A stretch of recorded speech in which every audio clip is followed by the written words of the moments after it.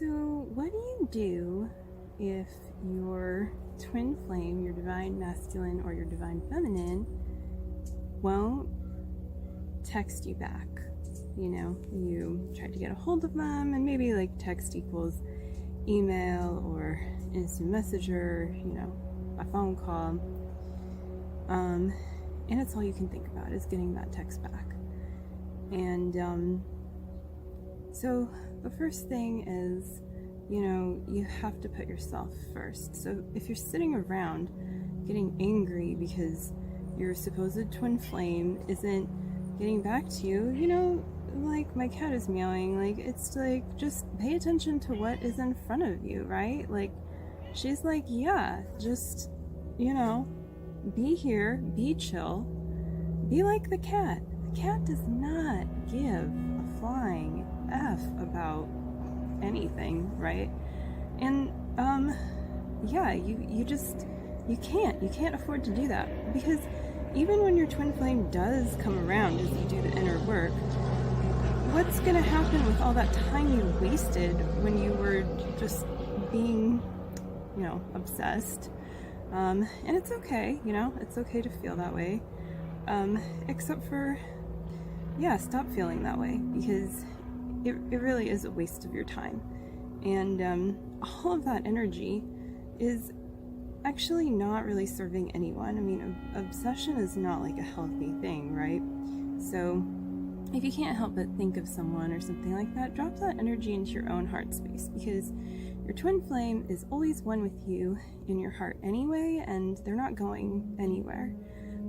They'll just like magically appear, basically, when through attraction, through the law of attraction, you have manifested that experience.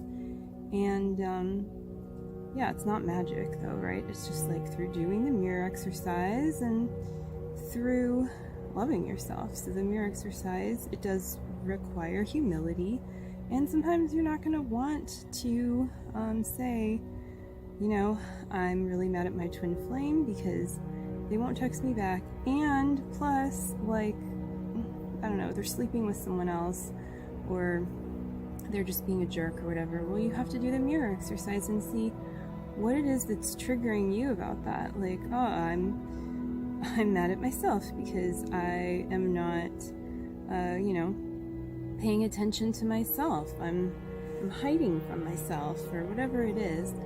And you need to find yourself and love yourself there.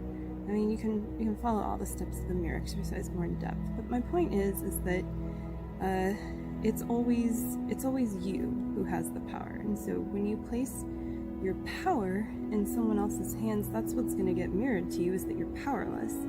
And until you find your peace, you're not really going to be able to access that power so well. You know, you might have glimpses of it and this and that, and things that lead you there, but you have to embrace it and clear blocks to that. And of course, like, you know, you might have a lot of childhood blocks to claiming your power, or a false sense of power, or whatever it is. Like, I think, you know, it's really common, especially for, well, I guess the divine masculine too, but especially the divine feminine, maybe to feel like kind of like, you know, not taking up space. And so you need to take up your space in your reality and expand in that. It doesn't matter what anyone else says. It doesn't matter if someone else even like tells you to man up and to try and be a man or something. Like, no, you be you and be powerful. You don't need to take on your twin flame's energy to be powerful. You don't need to try to like do it all. You just do you. And I mean, that means being responsible, right? Like, you have to take care of your basics and your foundation, and that looks different for everyone, because the truth is you also have to follow your heart and follow your guidance, and you have to go deeper with the divine, and you have to walk that path with trust and faith, and you know, you will make it there. So you just yeah, like you have to keep going and not wait around for that text or response. And, you know, think about it, like it's the same feeling as just waiting around for your friend on like a Saturday night or something to get back to you, or maybe that's something you used to do, you know, back when you used to go out. I don't know, like who goes out these days with quarantine, right? But yeah, like it's just the sense of waiting for something to happen. You have to make things happen.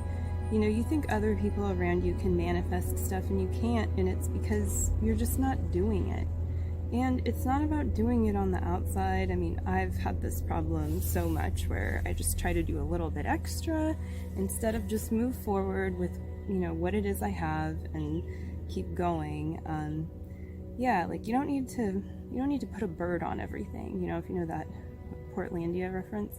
Like, you just go with what you got and trust that it's enough. Trust that you're enough and that the love that you have to give is enough, and then give that love to yourself and see it multiplied, and then keep giving it. You know, be in service, but service doesn't mean like servitude. It shouldn't feel bad to be in service, and that's another thing that you might have to heal through, is people pleasing and thinking that people pleasing is the way to get, you know, your twin flame. And so your communication might be people pleasing to them, like, oh, I don't want to get them mad, then they might da da da da da.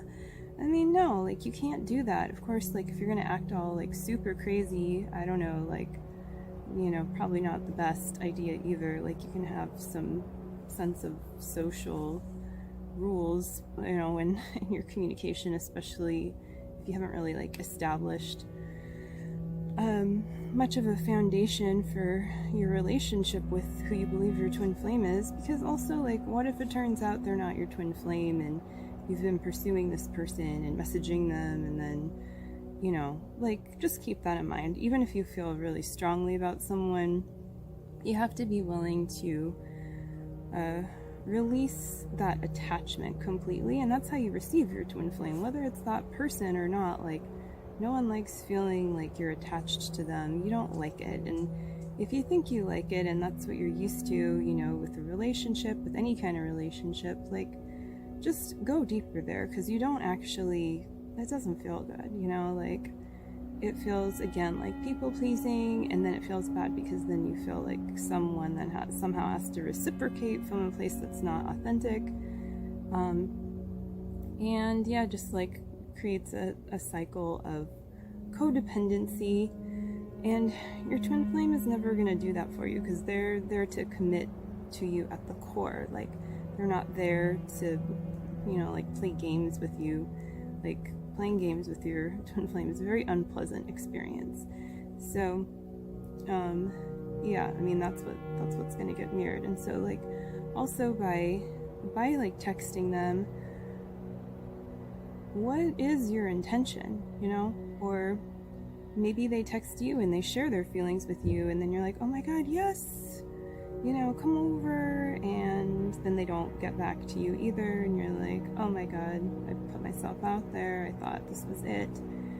Well, don't worry, because you're just not at the end yet. And, you know, when you finally arrive and you think you've arrived, you're still going to keep going. Like, it doesn't end.